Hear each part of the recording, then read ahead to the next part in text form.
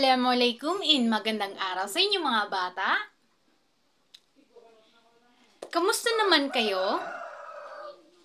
Mabuti naman at nasa mabuting kalagayan kayo.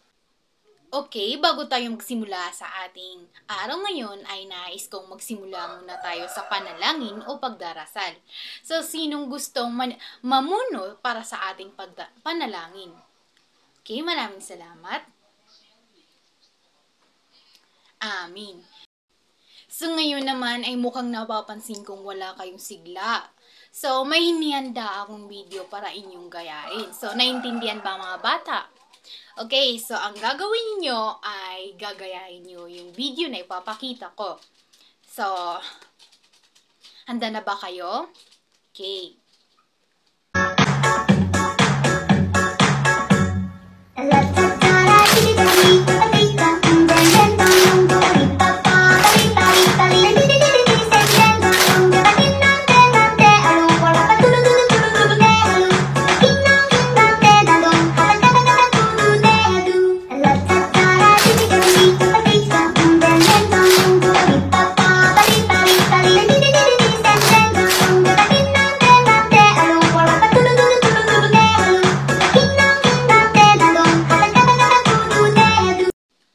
So, maraming salamat para sa inyong partisipasyon. So, ngayon naman ay nais kong, bago kayong maupo, ay nais kong pakitingnan ninyo ang inyong paligid o pakiayos ang inyong mga upuan.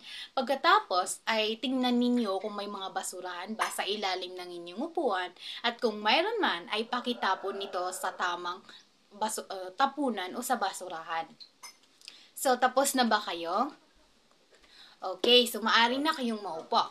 So ngayon naman ay nais kong tingnan kung sino ba ang absent o liban sa ating klase. So ang gagawin ninyo is kapag tinawag ko yung pangalan ninyo ay sasabihin nyo lang is andito po teacher. So naintindihan ba?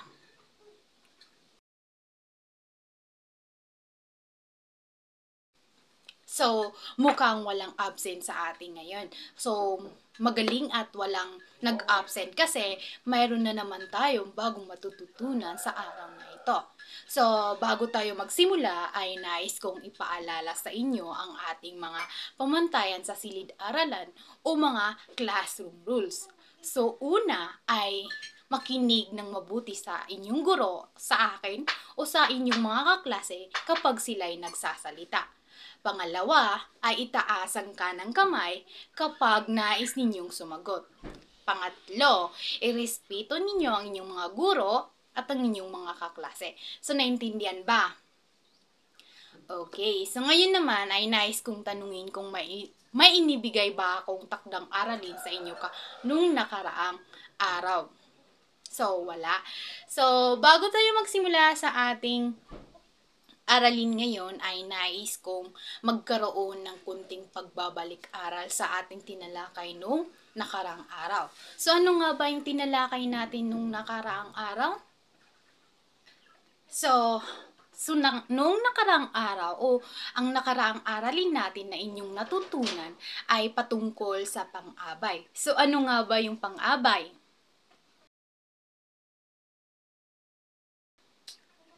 Mahusay at mukhang nakinig nga kayo sa atin ng mabuti sa ating aralin nung nakaraang araw. So, bago tayo magsimula sa ating aralin ngayon, ay mahinihanda akong aktibidad ng inyong sasagutan. So, ang gagawin ninyo is aayusin nyo ang mga letra na ipapakita ko upang makabuo kayo ng isang salita. So, naintindihan ba? So, kung handa na kayo, ay tayo na't magsimula sa ating aktibidad.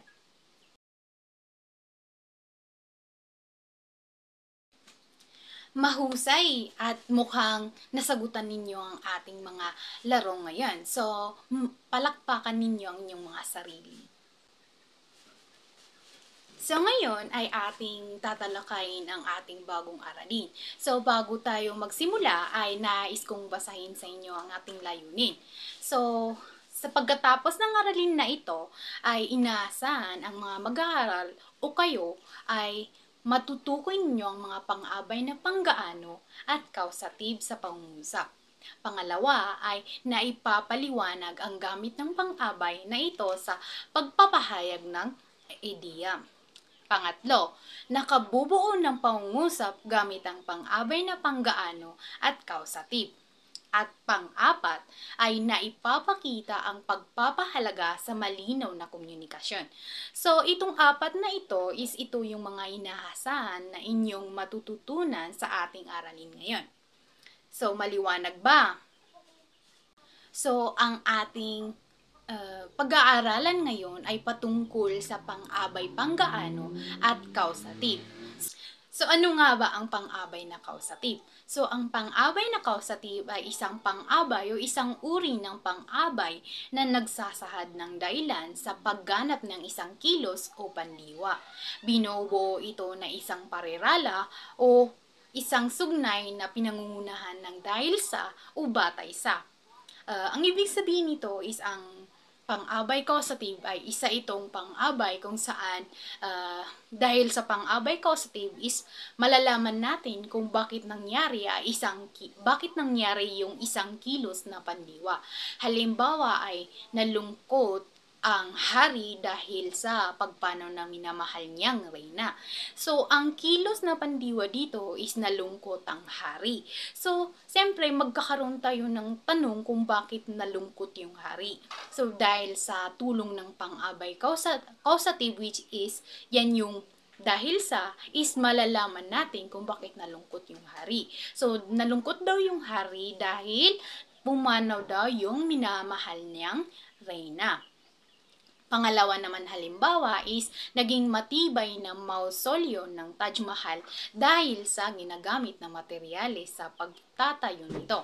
So, ang kilos pandiwa dito is naging matibay ang mausolyo ng Taj Mahal.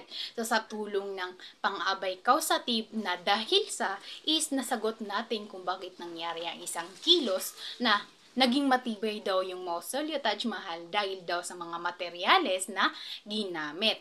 So, pangatlo naman is dahil sa mga bumubisita sa mausolyo is nakapagdudulot ito ng karagdagang kita sa bansang India. So, ang kilos dito is nadagdagan daw ng kita yung mga bansang India.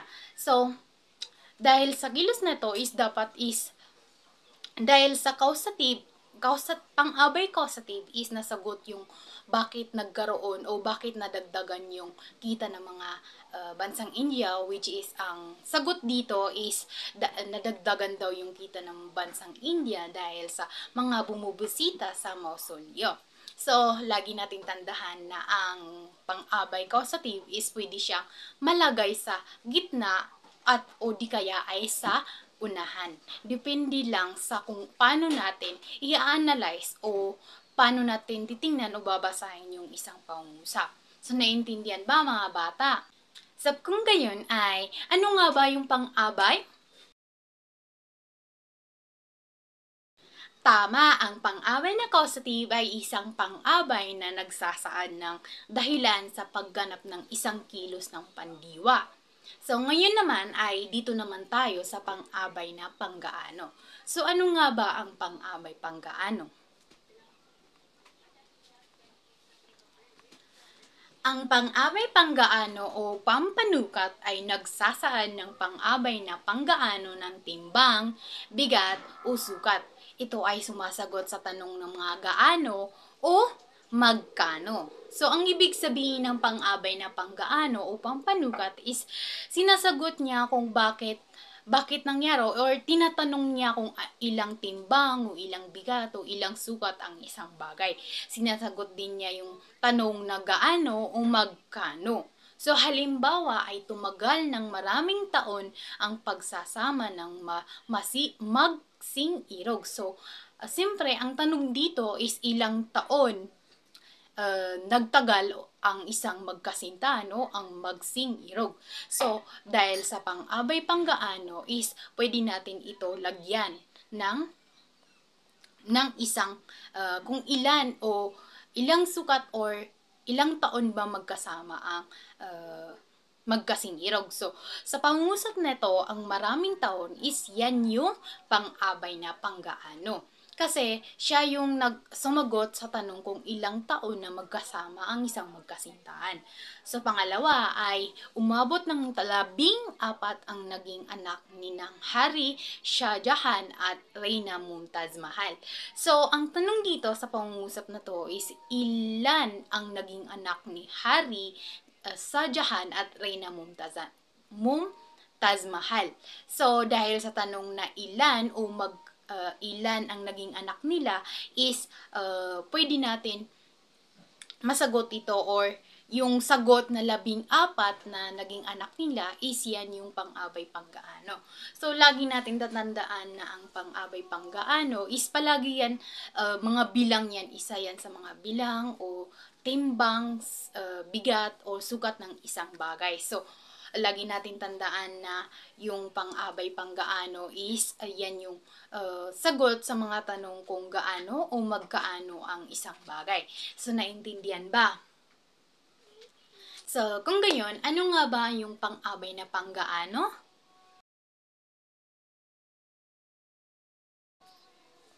So, tama, ang pang-abay na panggaano ay sinasagot nito ang tanong na gaano o magkaano. Nagsasad din ito ng timbang, bigat o sukat ng isang bagay. So, ngayon naman is mukhang naintindihan ninyo ang ating aralin ngayon. So, bago tayo magkaroon ng isang pagsusulit is nais kong tanungin kayo ng isang katanungan upang matingnan ko kung naintindihan ninyo ang ating aralin ngayon. So, ang tanong ko is, ano ang pagkakaiba ng pang-abay na panggaano sa causative? So, tama. Ang pang-abay panggaano at pang-abay causative ay magkaiba sila. Dahil ang pang-abay causative ay sinasagot niya yung isang kilos kung bakit nangyari yon.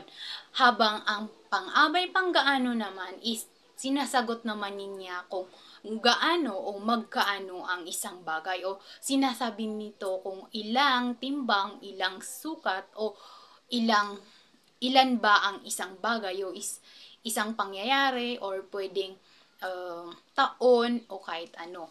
Ang pang-abay panggaano is yan yung sinasagot niya yung kung ilang taon ba o ilang sukat, ilang timbang ang isang bagay or sinasagot din nito kung gaano o magkaano ang isang bagay. So, dahil dyan ay para mas lalo kong masiguro na talagang nakinig kayo sa ating lesson ngayon o aralin natin, ay gusto kong tanungin kayo kung paano niyo ba magagamit ang inyong natutunan ang pang-abay panggaano at pang-abay causative sa inyong pang-araw-araw.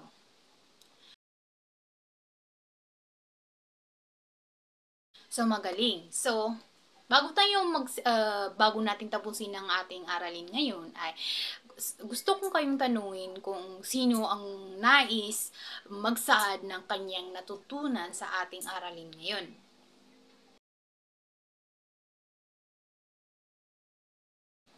So, magaling. Maraming salamat sa inyong pakikinig. So, ngayon ay gusto kong kumuha kayo ng papel para sagutan ang ating pagsusulit. So, ang gagawin nyo dito, isusulat ninyo ang inyong sagot sapat lang. So, kapag nakita nyo na yung nakasalangguhit sa sentence is isa siyang pang-abay panggaano, is isusulat nyo na PP. Tapos, kung pang-abay causative naman yung nakasalungguhit is isusulat nyo naman yung PK. So, naintindihan ba? Okay, so maaari na kayong magsagot.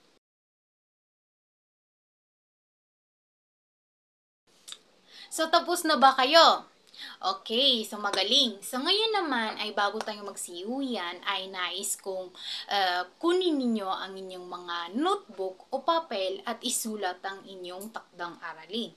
So ang gagawin ninyo ay bumuo ng pangungusap gamit ang mga sumusunod na pang-abay na panggaano at causative. So may mga lima akong inihanda dito na pang-abay panggaano at causative. Tapos is gagamitin ninyo ito upang makabuo kayo ng pangungusap. So naintindihan ba? Kung ganun ay maari na kayong magsiuwi. So hanggang sa muli mga bata,